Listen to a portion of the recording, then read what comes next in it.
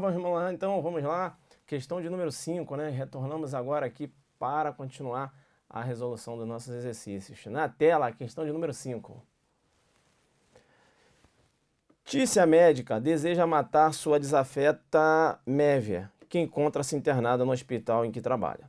Para tanto, entrega ao enfermeiro Túlio uma ampola contendo substância venenosa, rotulando-a como medicamento e dizendo a Túlio que o conteúdo da ampola deve ser ministrado imediatamente à Mévia mediante injeção. Túlio injeta em Mévia a substância venenosa, provocando imediatamente a morte de Mévia.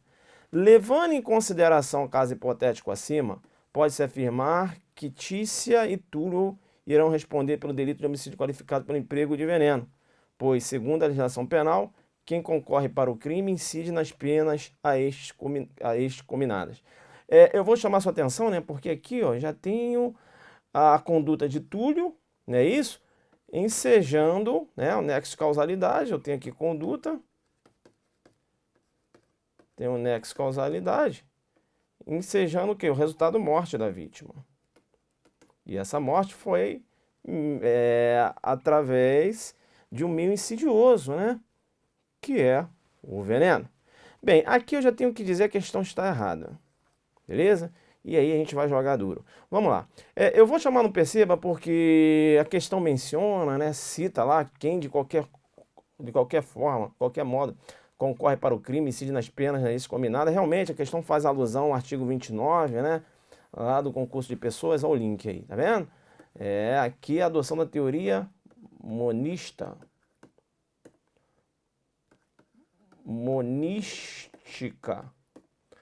ou unitária. Pode aparecer assim na sua prova, monística ou unitária, beleza? Tranquilo. Veja que, por que eu considerei a questão errada? Eu considerei a questão errada porque aqui eu identifiquei um erro no contexto fático. Um erro no contexto fático. E se o erro é no contexto fático, eu tenho um erro de tipo. E quando eu tenho um erro de tipo, eu tenho que saber que o erro de tipo ele pode ser vencível ou invencível. O erro de tipo vencível,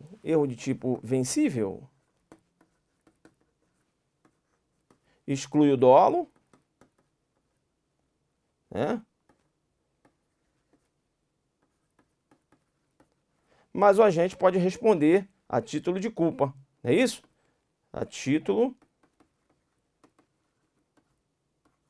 de culpa, se previsto, né? Bacana? Tá. E o erro de tipo ele pode ser invencível. Quando o erro de tipo é invencível, eu tenho exclusão do dolo e da culpa. Vem cá, que não tá saindo, pessoal. Culpa, beleza. Tá. Aqui eu tenho a exclusão do dolo e da culpa, beleza? Dá para entender. Então, aqui na questão eu verifico, né, pelo contexto fático, um erro de tipo invencível. Exclusão do dolo e da culpa. Se o erro de tipo é invencível, o Túlio ele não pode responder penalmente, porque o Código Penal adota a responsabilidade penal subjetiva. Beleza? Tá. E aí, a Tícia médica que irá responder? Sim. Vem aqui para mim. A Tícia, como ela se utilizou de uma pessoa em erro de tipo, e esse erro de tipo, inclusive a gente verificou que é um erro de tipo invencível, ela vai responder pelo delito na figura de autora mediata. Legal? Vem para a tela. Vem para a tela porque ela vai responder por esse homicídio, veja, qualificado, né, pelo emprego do veneno. E aqui, no 121, parágrafo 2º, inciso 3, eu tenho um exemplo de interpretação analógica, porque o veneno é um meio que insidioso, né? É dissimulado. Então o legislador ele menciona, né? Se o homicídio é cometido com emprego de veneno, aí mais à frente ele fala, ou outro meio insidioso. Quando ele fala insidioso, ele está fazendo referência aqui a um meio dissimulado, como é o veneno. O homicídio qualificado pelo veneno é denominado fenicídio ou benefício, tá? Venicídio ou benefício. Trata-se de um meio que dissimulado. Portanto, a vítima não pode ter conhecimento que a substância é venenosa. Vem para mim. Então, se o Mévio ele quer matar a Tícia e obriga a Tícia a tomar determinado veneno, esse homicídio não será qualificado pelo veneno, né, pelo emprego de veneno. Não, professor, mas olha só, ele utilizou o veneno, mas a vítima sabia. Então, o meio não foi dissimulado. E esse homicídio será assim, professor? Não. Rapaz, matou a vítima. Veja, forçando a vítima a ingerir o veneno. Que crueldade! Esse homicídio será qualificado pelo meio cruel. Beleza? Se a vítima sabe que é veneno e ela é forçada a tomar aquele veneno, o homicídio é qualificado pelo meio cruel. Vem para a tela. Vem para a tela porque eu vou chamar a sua atenção que algumas substâncias inócuas, para as pessoas em geral, podem ser consideradas veneno, né? Considerando a presença de determinadas patologias. Um exemplo é a glicose em relação ao diabético. Bem, a glicose em relação ao diabético. Beleza, pode ser considerado veneno? Pode, mas veja, o agente ele tem que saber que aquela vítima é portadora dessa patologia. Se ele não tem conhecimento e ele acaba servindo, né, algo, veja, ele acaba servindo um café, né, com excesso de açúcar para aquela vítima, mas ele nem tinha conhecimento que aquela vítima era portadora daquela patologia, não há que se falar na incidência da qualificadora. Bacana? Tranquilo então. Vamos então, né, vamos avançar, vem para a tela, vamos avançar aqui para a questão de número 6. A incapacidade para ocupações habituais por mais de 30 dias é espécie de lesão corporal de natureza grave, sendo que as referidas ocupações não condizem apenas com a atividade laboral exercida pela vítima na ocasião, abrangendo qualquer outra atividade costumeira, moral ou imoral, desde que lícita, questão correta. Professor, imoral? Eu vou chamar, não perceba, para dizer o seguinte: lesão corporal, ela pode ser uma lesão corporal simples, né? Tem aqui a detenção de 3 meses a 1 ano, é isso? Mas ela pode ser também uma lesão corporal grave, como é no contexto seria no contexto que foi apresentado na questão, né? Se a lesão resultar em incapacidade para ocupações habituais por mais de 30 dias. Esse exemplo de lesão corporal qualificada pela incapacidade para as ocupações habituais por mais de 30 dias é considerado um exemplo de crime a prazo. Crime a prazo por quê? Porque há necessidade de um exame complementar para confirmar que a vítima ficou 30 dias sem poder exercer suas ocupações habituais. Professor, mais uma coisa me chamou a atenção naquela questão. Quando a questão mencionou, inclusive, atividade imoral, sim, vem para mim. Eu tenho uma Mévia que ela é prostituta e ela foi agredida pela Tícia. A Mévia, ela ficou 30 dias sem poder se prostituir. Vai caracterizar a lesão corporal de natureza grave? Vai caracterizar. Veja, não pode ser uma atividade ilícita. Diferente se o caso ocorresse com Tício. O Tício. Tício é um ladrão, sabe? Com habitualidade ele pratica furtos. E aí ele foi agredido pelo Mévio. Ficou 30 dias sem poder furtar. Vai incidir aí a qualificadora? Não, porque é uma atividade ilícita. Beleza? Prostituição é imoral, mas não é ilícito. Entenderam ou não? Então, se a mulher ela ficou 30 dias sem poder se prostituir em razão de ter sido lesionada, essa lesão vai ter a natureza de lesão corporal de natureza grave. Legal? Vem para a tela. Vem para a tela porque... e aí fazendo uma contraposição com a lesão corporal gravíssima, né? Na lesão corporal gravíssima, olha, a incapacidade permanente para o trabalho. Essa incapacidade aqui é permanente, né? E ele menciona aqui para o trabalho, beleza? Interessante, né? Você ter essa visão aqui. Tranquilo, vamos para a questão de número 7. Ainda num contexto de lesão corporal. A debilidade permanente de membro, sentido ou função difere da perda ou inutilização de membro, sentido e função.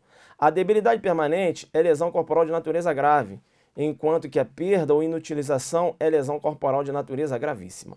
Se houver, por exemplo, a perda de um dedo, temos debilidade permanente. Mas se houver a perda de uma mão inteira, por exemplo, teremos então a perda ou inutilização. Questão correta. Eu vou te chamar a sua atenção, porque eu tenho lá no 129, parágrafo 1º, a lesão grave. E traz aí no inciso 3, uma circunstância que caracteriza a lesão grave. Debilidade permanente de membro, sentido ou função. A perda de um dedo enseja a debilidade permanente de uma mão. A mão é considerada um membro. Beleza? Tranquilo? Então veja, se há perda de uma mão e não de um dedo, eu tenho aí a perda de um membro. Entenderam ou não? Aqui sim. Professor, mas olha só, não tem aquele lance, de órgãos duplos? Sim, órgãos duplos é uma situação. Aqui eu estou falando de membros, beleza? Então, aqui comigo, membros. Eu tenho duas mãos. Se eu perdi uma mão, mas a outra, eu tenho uma outra mão, eu tenho perda, não é debilidade. Não faça confusão com órgãos duplos. Órgãos duplos, eu tenho uma outra situação. Vem para a tela. Órgãos duplos. Olha, na hipótese de órgãos duplos, a perda de um só não configura lesão gravíssima, mas apenas grave, porquanto a função e o sentido não foram perdidos, mas apenas ficaram debilitados. Isso ocorre quando a vítima perde a visão de um olho ou a audição de um ouvido, já que a visão ou a audição ficaram limitadas, mas existem, é claro, Vem aqui comigo, vai conseguir enxergar com outro olho e vai conseguir ouvir com o outro ouvido. Beleza? Tranquilo? Então, quando eu trato aí de lesão de órgãos duplos, aí sim, se ocorreu a lesão de um e o outro tem a sua funcionalidade, eu tenho aí a debilidade. Tranquilo? Bacana? É isso aí. Vamos então agora para a questão de número 8, Vamos para a questão de número 8.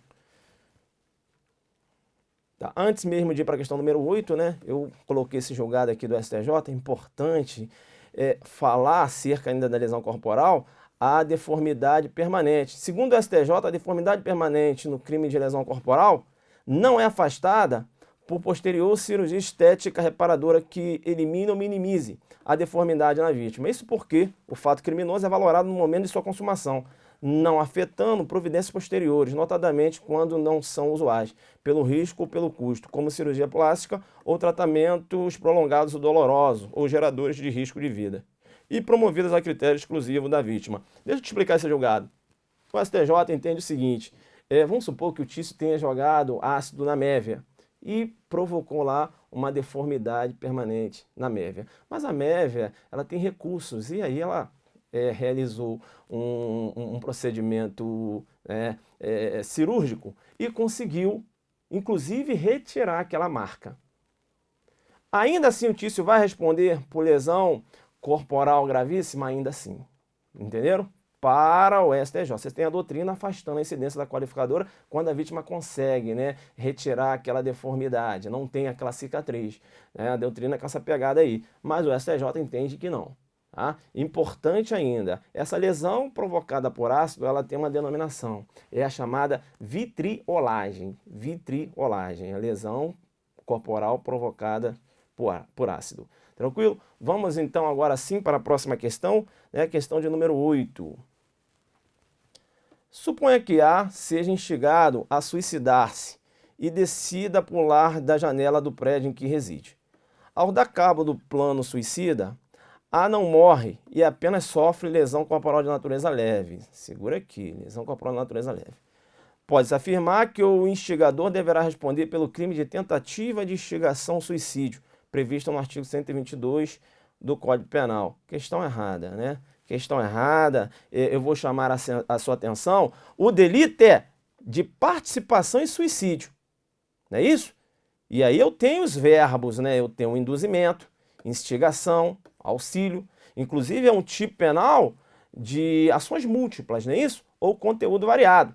Isso quer dizer que se o Tício induz, né, a Mévia a se matar, cria essa ideia na cabeça da Mévia, e depois que ele criou essa ideia, ele encontrou a Mévia um outro dia e instigou, ô Mévia, e aí, eu não falei para você se matar? Por que você não se mata? Instigando uma ideia que já tinha sido criada, ele vai responder apenas por um delito de participação em suicídio. E eu falei, o delito é de participação em suicídio, e não suicídio, né? Não há que se falar em punir a autolesão, princípio da alteridade. A participação ela pode ser moral, que é o induzimento e a instigação, não é isso? Ou a participação pode ser material, que é o auxílio, é que a Mévia quer se matar e o Tício, veja, ele entrega uma faca para a Mévia. Lembrando sempre que o delito de participação em suicídio, a consumação vai ocorrer quando a lesão, da conduta da vítima que quer se matar, né? Ocorrer lesão corporal de natureza grave ou ocorrer a morte da vítima. Por isso que não é possível tentativa no crime de participação em suicídio. Se ocorre lesão corporal de natureza leve, como ocorreu aqui no caso, o fato é o quê? O fato é atípico. Beleza? O fato é atípico. Lembrando ainda que eu tenho lá o delito de constrangimento ilegal, não tem? Olha o link. Fui lá no constrangimento ilegal. Viu? Eu tenho que falar para você que a lei prevê lá no delito de constrangimento ilegal que não constitui constrangimento ilegal a coação exercida para impedir suicídio. Entenderam ou não? Então, veja, é uma excludente, né? Não há que se falar do agente responder por constrangimento legal, aquele agente, por exemplo, que segura a vítima e quer se jogar de uma determinada ponte. Importante ainda, quando eu falo de participação em suicídio, é que a pessoa ela tem que ser determinada. Professor, eu não entendi.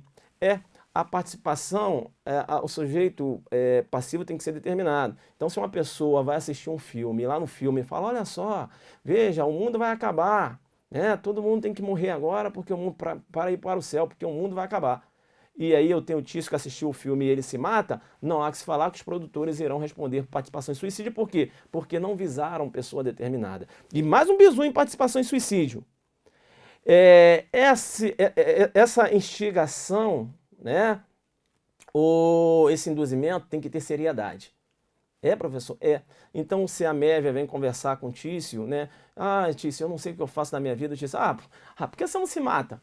E ela vai e se mata, não há que responder participação em suicídio, porque eu tenho aí, a conduta ela tem uma roupagem, né? Veja, jocosa, ou seja, ele falou em tom de brincadeira. Bacana? Fica ligado aí, vem para a tela. Vem para a tela porque, como a gente tinha falado ali, né? É um tipo alternativo de conteúdo variado, a gente tinha falado lá. Ainda falando em participação em suicídio, eu vou chamar a sua atenção, porque se essa participação em suicídio ocorre por motivo egoístico, a pena é duplicada. Professor, dá um exemplo. Vem para aqui comigo. Então eu tenho o Tício, ele trabalha em determinada empresa e tem um Mévio, né, que está ocupando um determinado cargo, mas ele quer aquele cargo no MEV. Aí o MEV vem conversar com ele, rapaz, eu estou cheio de problemas financeiros e tudo. O que eu faço? Ele se mata. Aí o MEV vai e se mata. Mas ele falou se mata para ele pegar o lugar do MEV. Entenderam ou não? A pena é duplicada porque eu tenho aí um motivo egoístico. Beleza? Volta aqui, volta aqui. Volta na tela ainda, volta na tela, que essa participação, né, a pena duplicada ainda, se a vítima é menor ou tem diminuída por qualquer causa a capacidade de resistência. Esse menor aqui, eu vou chamar a sua atenção. Eu tenho duas correntes. Eu tenho uma corrente que entende que seria de 14, esse menor aqui seria o menor de 14 a 18 anos. Né? 14 a 18. E eu tenho uma outra corrente que entende que esse menor aqui seria um menor de 18 anos. Para essa corrente que entende que esse menor de 14 a 18, se há participação em suicídio de um menor de 14 anos, eu teria aqui, né, um homicídio. Homicídio. E não participação em suicídio.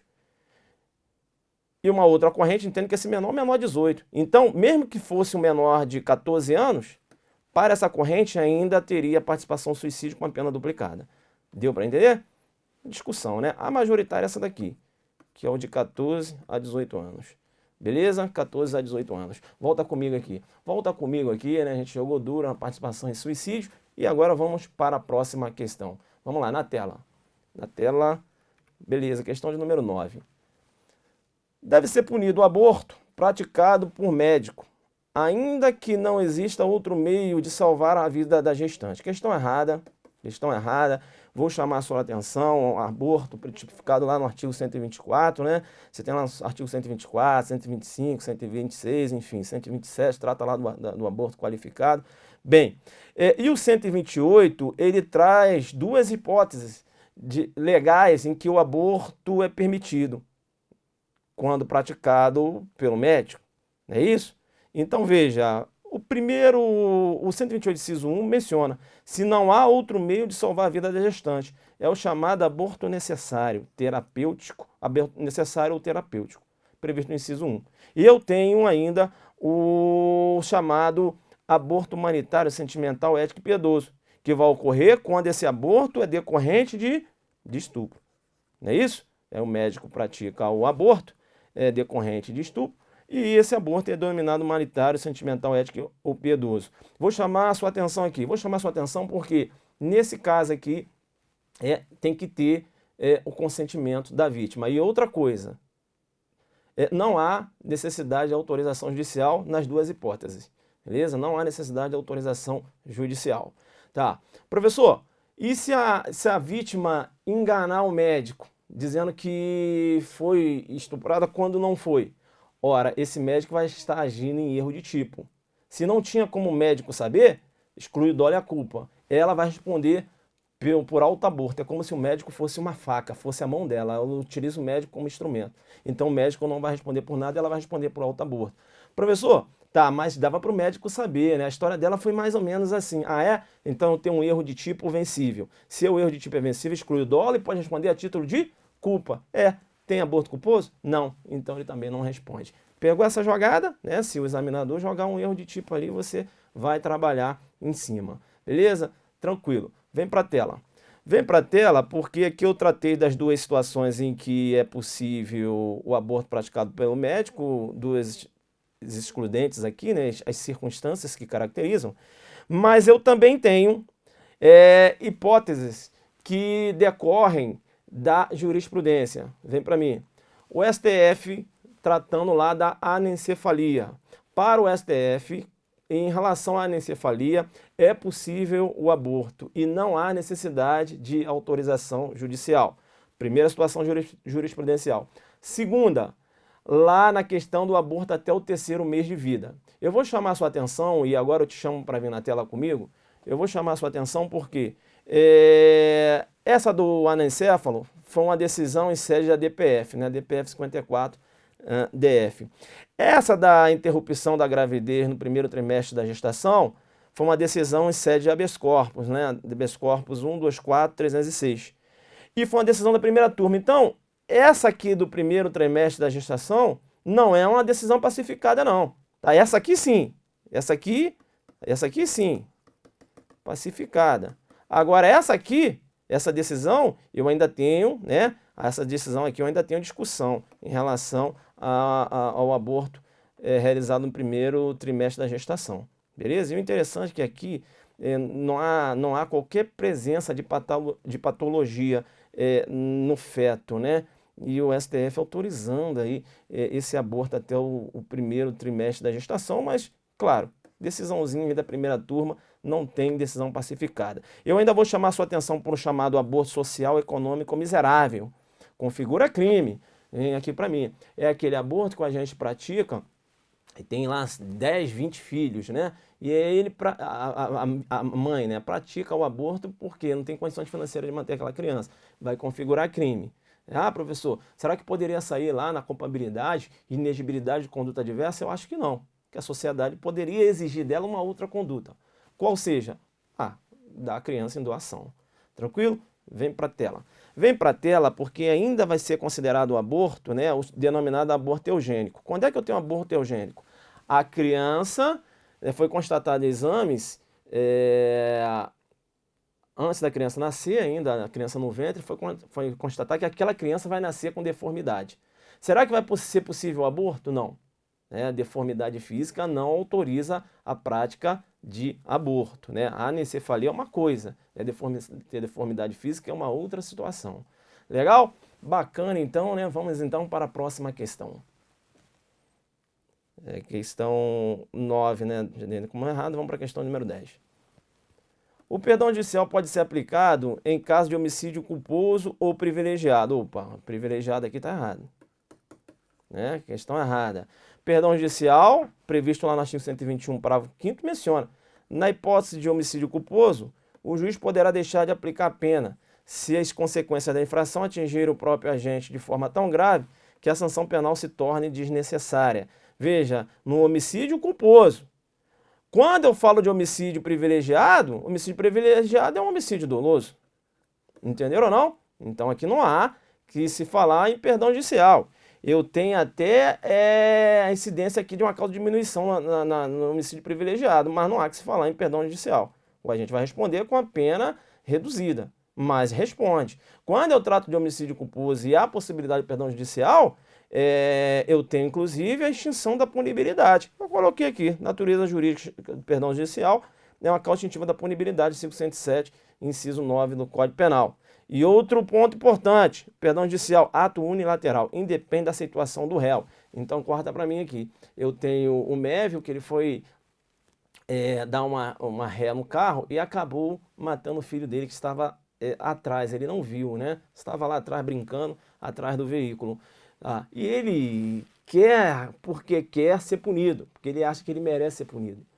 Entenderam ou não? E aí o juiz concedeu o perdão judicial. Concedendo o perdão judicial, será que ele pode chegar para o juiz e falar: eu não aceito o perdão?